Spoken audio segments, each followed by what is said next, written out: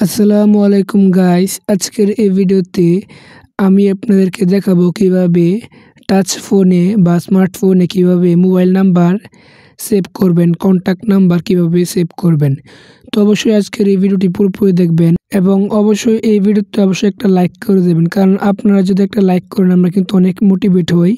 আর আমাদের এই চ্যানেলটা অবশ্যই একটা সাবস্ক্রাইব করে দেবেন। তো প্রথমে আপনারা যে নাম্বারটা সেভ করতে চাচ্ছেন সেই নাম্বারটা এভাবে ডায়াল করে নেবেন। তারপর ডায়াল করে নেওয়ার পর এখানে দেখতে পাচ্ছেন আয়ের মতো একটা আইকন আছে, এই আয়ের মতো আইকনে একটা ক্লিক করবেন।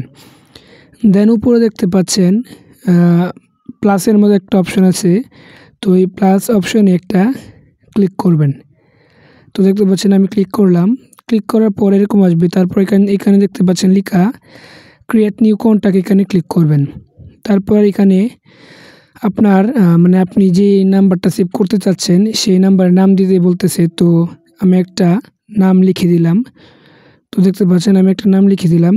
তো আপনার যে নাম্বারের নামটা সেটা লিখে নেবেন।